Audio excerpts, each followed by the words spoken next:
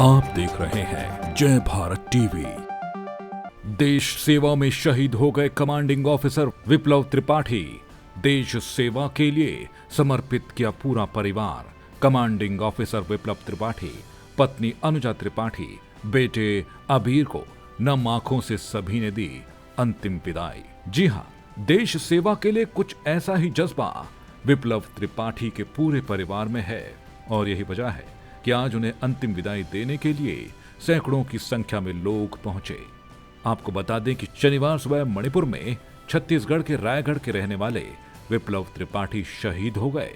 आपको बता दें कि चूड़ा चांदपुर जिले के सिनघाट सब डिवीजन में एक उग्रवादी हमले में कमांडिंग ऑफिसर कर्नल विप्लव त्रिपाठी, उनकी पत्नी अनुजा और उनके बेटे अबीर की मौत हो गई। इसके अलावा असम राइफल्स के 4 जवान भी शहीद हो गए। शहीद कर्नल विप्लव का जन्म साल 1980 में हुआ था, जिसके बाद उन्होंने अपनी शुरुआती पढ़ाई रायगढ़ में ही की और इसके बाद वो मध्य प्रदेश के रीवा स्थित सैनिक स्कूल चले गए थे।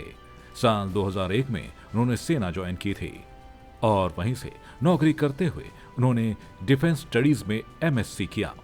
इसके बाद उनका प्रमोशन हुआ और उनकी तैनाती असम राइफल्स में की गई थी। जानकारी के मुताबिक करीब 1.5 साल पहले ही विप्लव की पोस्टिंग मणिपुर में हुई थी और उससे पहले वो मेरठ कैंट में थे। वहीं उनकी पत्नी अनुजा ओडिशा की रहने वाली थी। 37 वर्षीय अनुजा भी हमले के वक्त उनके साथ थी।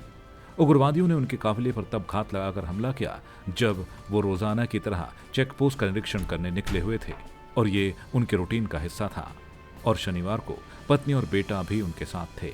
आपको बता दें, कर्नल विप्लव के दादा किशोरी मोहन त्रिपाठी, जो कि संविधान निर्माता समिति के सदस्य थे, वो रायगढ़ के प्रथम मनोनीत सांसद भी नियुक्त हुए थे। शहीद के पिता सुभाष त्रिपाठी एक अखबार के संपादक और रायगढ़ प्रेस क्लब के अध्यक्ष हैं। इनकी मां पेशे से डॉक्टर है और अनाथालय में मुफ्त सेवाएं देती हैं और विप्लव के छोटे भाई अनय त्रिपाठी भी भारतीय सेना में लेफ्टिनेंट कर्नल है। इस हमले में commanding officer major Viplav Tripathi समेत rifleman Suman Swargiyari, rifleman Khatnei Konyak, rifleman RP Meena, rifleman Shyamal Das भी देश के लिए शहीद हो गए और आज उनकी इस शहादत को पूरा देश याद कर रहा है। उनका सैन्य सम्मान के साथ अंतिम संस्कार किया गया और सभी ने उन्हें नम आंखों से श्रद्धांजलि दी। जय भारत टीवी की तरफ से भी उन्हें भावभीनी श्रद्धांजलि।